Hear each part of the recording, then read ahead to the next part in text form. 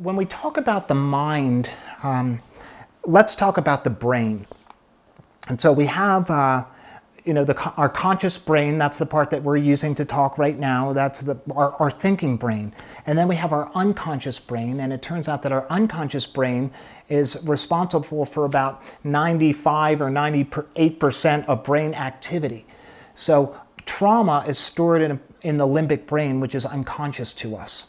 When we have a traumatic experience, we go into fight or flight, and then we're no longer in our thinking brain, we're down in our survival brain. And when we begin to look at the world and make decisions about the world and ourselves through our survival brain, that's typically how people wind up with disempowering beliefs about themselves, when people don't like themselves, when they feel isolated, when they feel alone in a crowd, all of the common things that you hear when people are depressed and they have anxiety or addiction. So while cognitive behavioral therapy is valuable because we have a reframe, that's all conscious mind stuff. So, okay, I know that this happened in my past, etc. So it can be helpful, but that itself isn't the healing part, because it's less important about what happened and all about how we feel about what happens. And that's all stored in the limbic brain.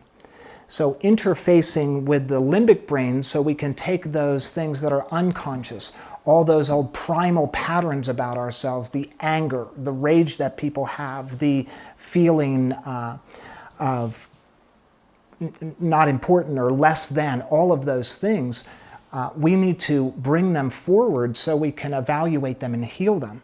But if they stay back in the unconscious brain, they're not accessible to us. And those are like computer programs that are just running in the background all the time. And that's why it's very difficult for people when they wake up and say, you know what, I'm going to stay sober today and I feel great today and I'm a good person. And then by lunchtime, they're doing the exact opposite, because 95% of their brain activity is working against them.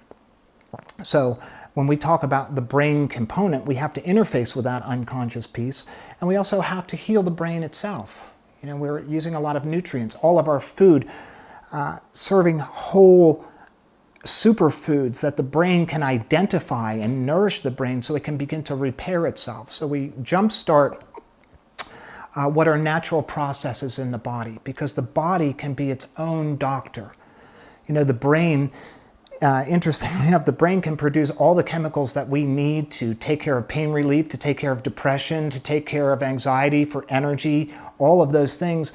So giving the brain artificial chemicals is nowhere near as effective as having the brain come into balance and be in its optimal working condition. And so that's our brain piece. So there's two pieces. We got to repair the brain through food and supplements and get it running optimally. And then we've got to look at all those unconscious patterns that are running our lives.